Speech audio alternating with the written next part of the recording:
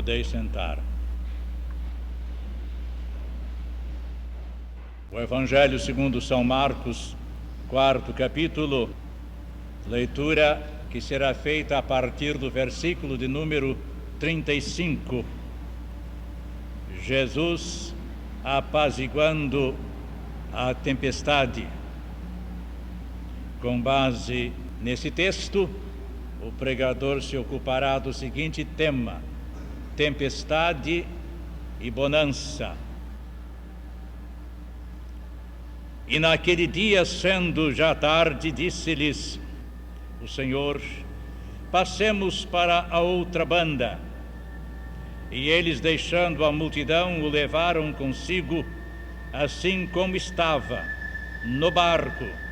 E havia também com ele outros barquinhos. E levantou-se grande temporal de vento, e subiram as ondas por cima do barco, de maneira que já se enchia. E ele estava na popa, adormecido sobre uma almofada. E despertaram-no, dizendo-lhe: Mestre, não se te dá que pereçamos? E ele, despertando, repreendeu o vento e disse ao mar: Cala-te, aquieta-te. E o vento se aquietou, e houve grande bonança. E disse-lhes: por que sois tão tímidos? Ainda não tendes fé? E sentiram um grande temor, e diziam uns aos outros: mas quem é este, que até o vento e o mar lhe obedecem? Amém.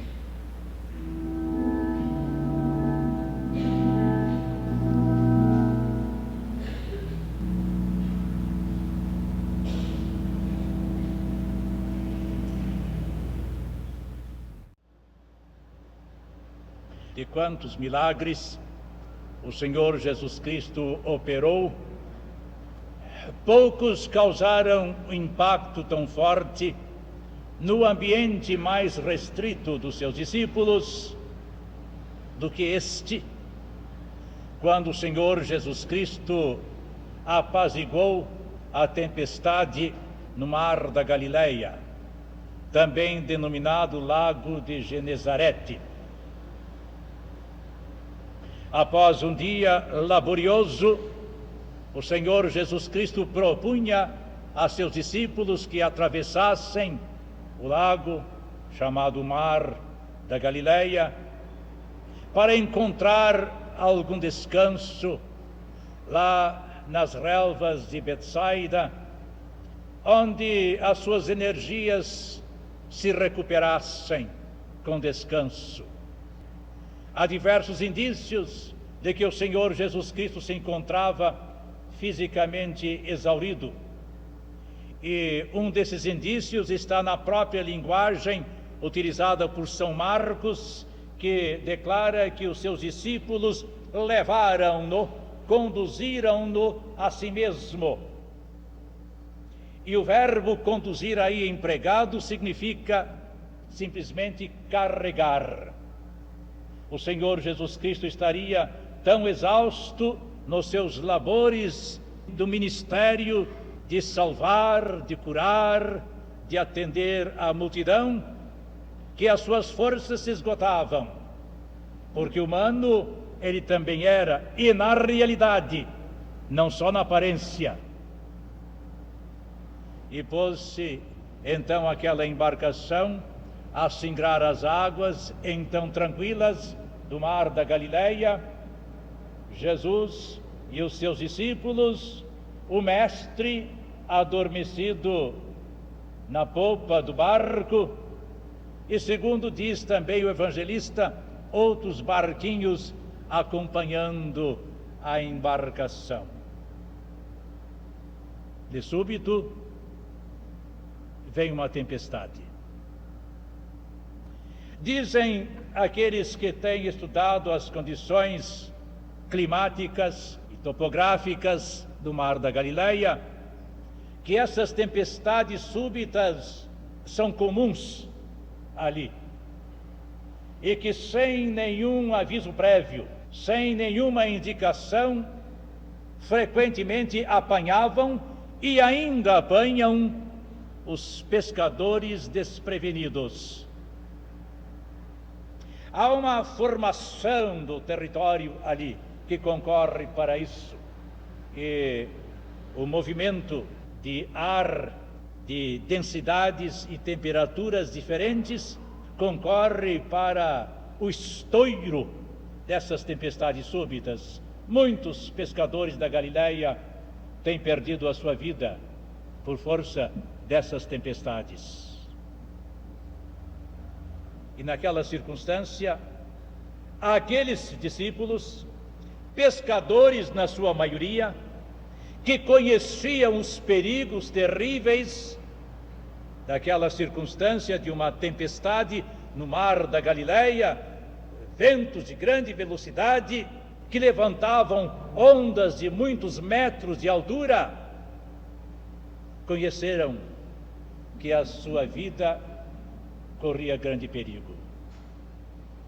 E diante disto, vão despertar o mestre. Mestre, acorda! Não se te dá que morramos? Não te importas que pereçamos todos nós aqui? Não estás ouvindo a tempestade, os ventos furiosos, o bater das ondas? Desperta, mestre! E o Senhor Jesus Cristo acorda e se dirige aos elementos, dizendo-lhes que se acalmem, que haja paz, e ouve.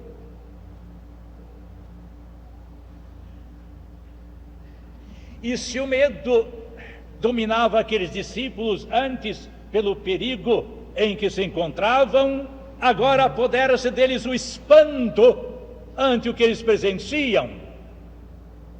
Algo para eles muito mais impressionante do que a tempestade, pois que tempestades conheciam eles.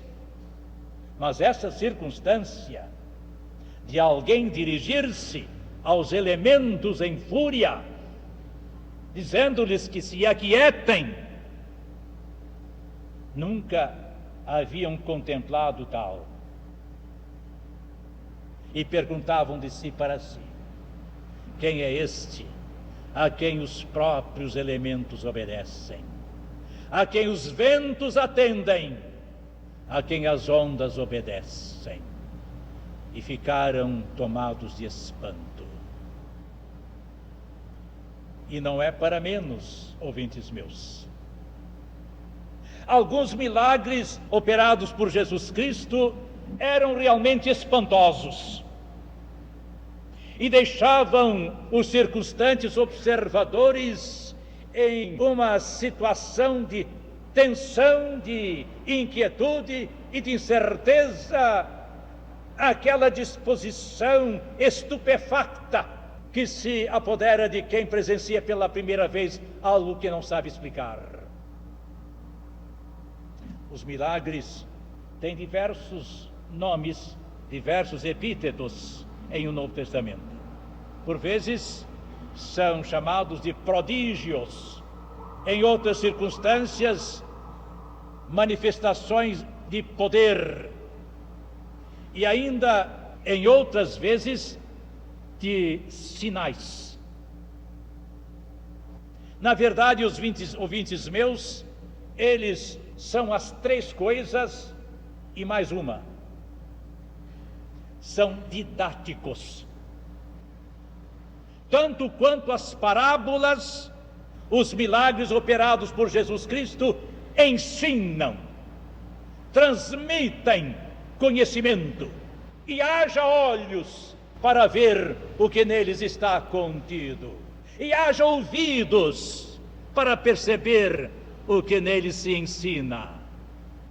E esse milagre de Jesus Cristo deve ter ensinado muito àqueles discípulos, e de então para esta parte continua ensinando. Os milagres são expressões do poder de Jesus Cristo.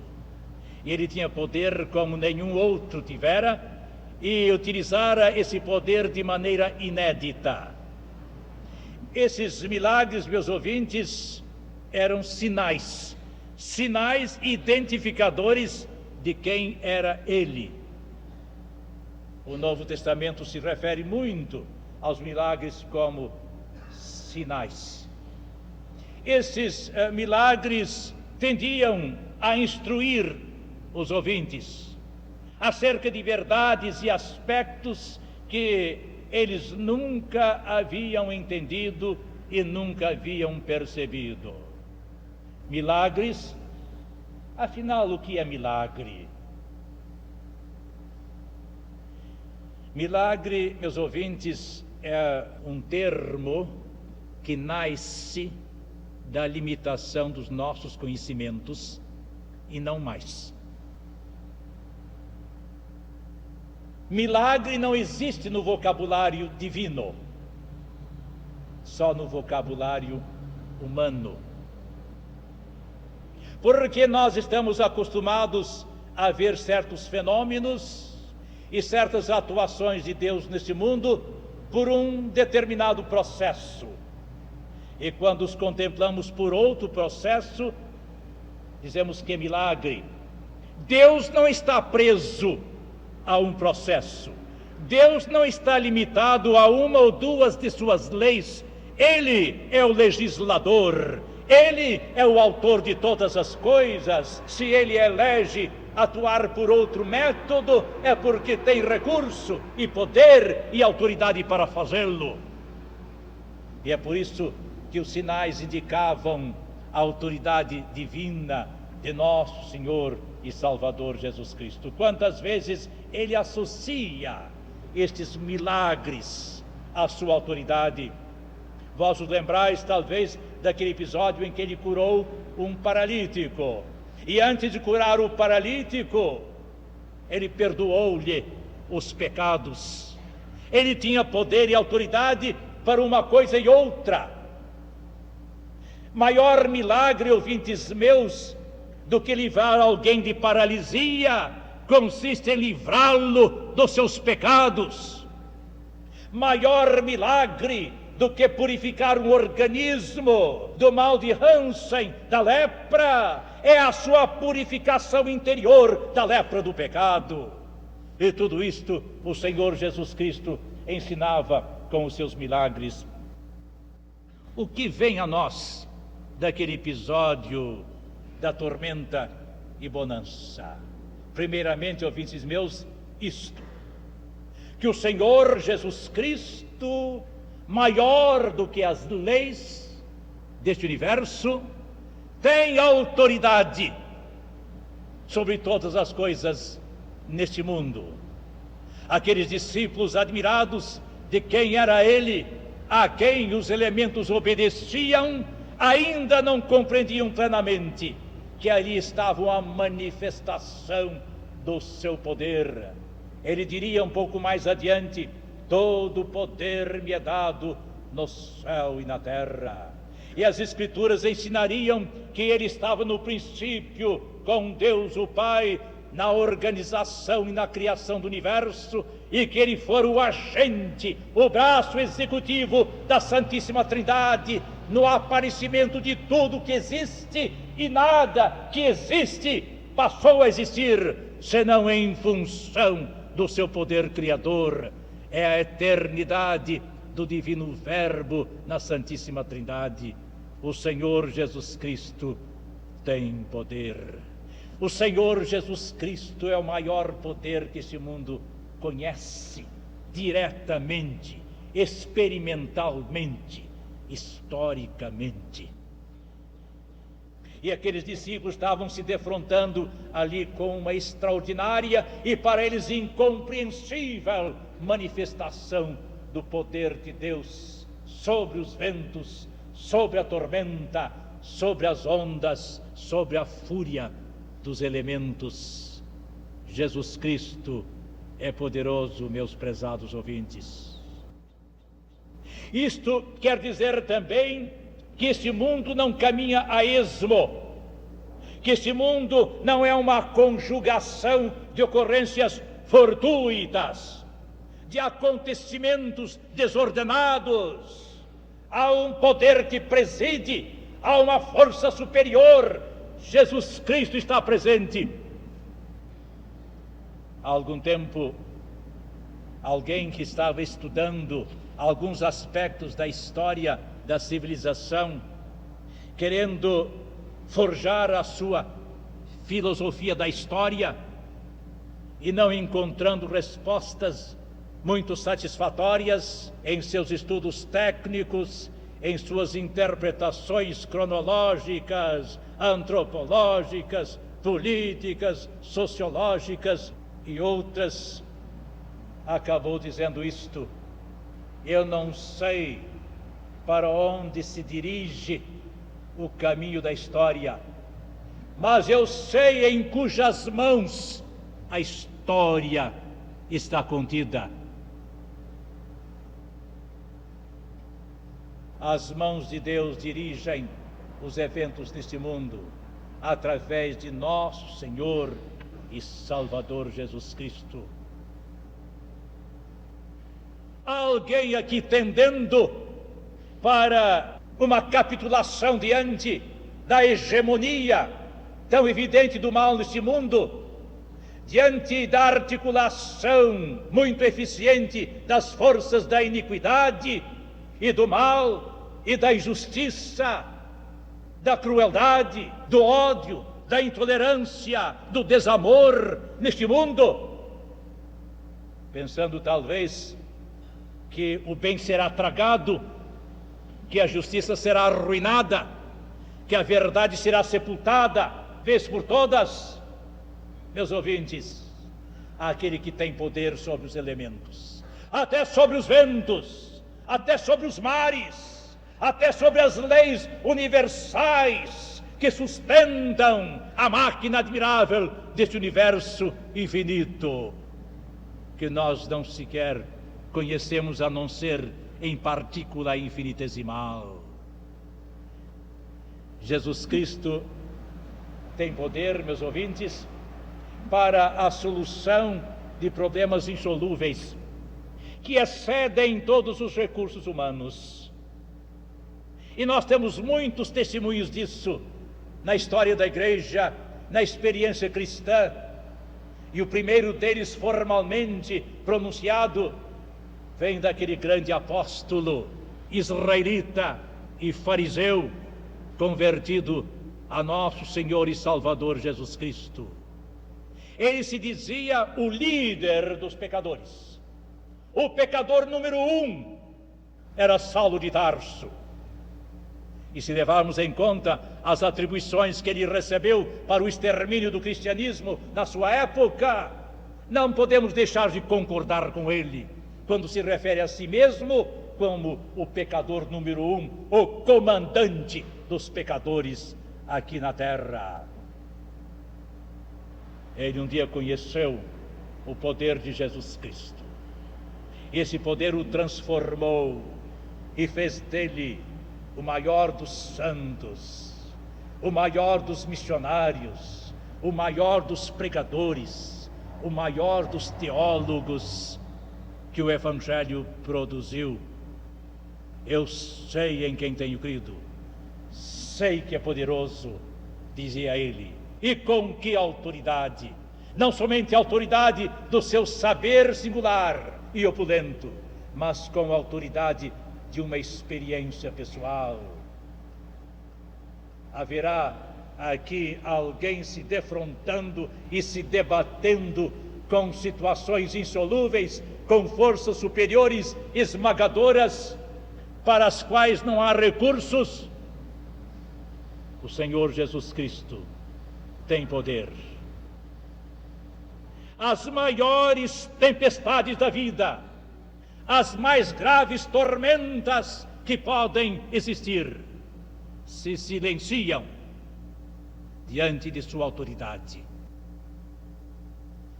E a experiência dos crentes comprova, ouvintes meus, que em meio das maiores adversidades, das mais duras provações, o poder de Jesus Cristo é um bálsamo transformador.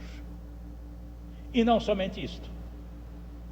Este milagre operado por Jesus Cristo lá no Mar da Galileia, meus ouvintes, ensina a segurança, a lição da segurança daqueles que estão com Jesus. Segurança sobre a qual aqueles discípulos nada sabiam, ou muito pouco, da qual não tinham consciência. O que faríeis vós se estivesseis naquela embarcação batida pela tormenta, juntamente com Jesus Cristo? Agora sabemos o que faríamos, porque temos a lição deste milagre. Mas se não houvesse tal lição, seríeis mais corajosos, mais confiantes do que aqueles galileus? Ou também seríeis tímidos e vos amedrontaríeis diante daqueles terrores de destruição e de violência? O Senhor Jesus Cristo é proteção e é segurança para aqueles que nele confiam, em todas as horas, em todas as circunstâncias. E nada ocorre de adverso àqueles que nele confiam que possa derrotar os propósitos de Deus na vida de qualquer. Uma das primeiras crônicas que o capelão evangélico da FEB escreveu e enviou para cá ao tempo da guerra, se prendia precisamente à lição deste milagre, da proteção de Jesus Cristo, na consciência de que o Senhor Jesus Cristo tinha um papel, uma missão a ser cumprida pelo capelão. Ele estava imune, estava protegido, estava acobertado. E em certa circunstância, caminhando na linha de frente, em dia de muita neve, juntamente com um auxiliar, foi visto pelo inimigo, que de pronto assestou fogos naquela direção, não sabendo do que se tratava, não tendo que fazer conjecturas, mas tendo simplesmente que exterminar o inimigo onde se encontrasse, assestou fogos de morteiro. A primeira granada caiu e explodiu a cerca de 60 metros. A segunda, a cerca de 30 metros, também explodiu. Capelão e ajudante atiraram-se deitados na neve. Era a proteção única na circunstância. A terceira granada caiu a 6 metros. Seria fatal. Não havia como escapar, nem em pé, nem deitado. A granada não explodiu. Enterrou-se na neve e lá ficou. Porque o Senhor Jesus Cristo é a nossa proteção. É o anjo do Senhor que se acampa em derredor daqueles que o temem e os livra. O que nós lemos no Salmo responsivo ao início desse culto. Jesus Cristo, ouvintes meus, é proteção. Proteção pela sua força e pelo seu amor, pelo governo de todas as coisas, e porque Ele tem um propósito para aqueles que nele confiam. E os seus propósitos são irreversíveis. Não há poderes na terra que podem derrotá-los. E que bênção é sentirmos a proteção de Deus na pessoa de Jesus Cristo, aquele amigo mais chegado que irmão. Conta-se que uma jovem via chegar os últimos momentos de sua vida terrena. Presa ao leito, já por muito tempo acometida de doença incurável, do ponto de vista humano, chegou a compreender que se aproximava o momento dela partir desta vida. Não se afligiu, não se inquietou. Com os últimos arroubos de energia que lhe restavam, ergueu uma das mãos e disse em um sussurro quase inaudível: Jesus, a tua mão sobre a minha. E expirou. Ela havia caminhado nesta jornada terrena com a sua mão posta nas mãos de Jesus. E nessa segurança, ela partiu para a eternidade. Meus ouvintes, há mais uma lição nesse milagre que vou mencionar, de outras que podiam ser mencionadas. Mas essa não pode ser omitida em uma meditação como esta. Este milagre, ouvintes meus, afirma que Jesus Cristo é Salvador. Se outra coisa não afirmasse, repontaria de maneira inconfundível essa luz bendita: Jesus Salvador.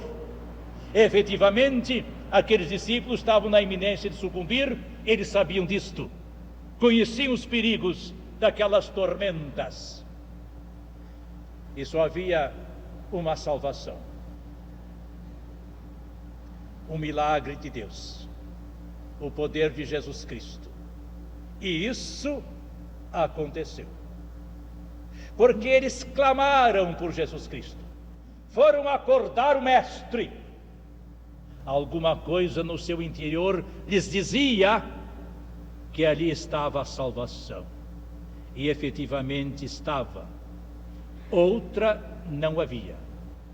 Nem os barquinhos que talvez já tivessem naufragado ou retornado, nem uma embarcação maior, ineficaz no caso, nem salva-vidas, nem outra coisa, só Jesus. Porque também debaixo do céu nenhum outro nome há dado aos homens pelo qual devamos ser salvos, senão por esse que é o Salvador de todo aquele que nele crê. Meus prezados ouvintes, lede esse milagre, reexaminai essa escritura, demorai-vos neste relato do Evangelho de São Marcos, e na medida em que vos deterdes nesta leitura, há uma figura que vai sobressair, há uma realidade que vai rebrilhar, e que oxalá ilumine o vosso coração. Esta, Jesus Cristo, Salvador, único e eterno para todo aquele que nele crê. Amém.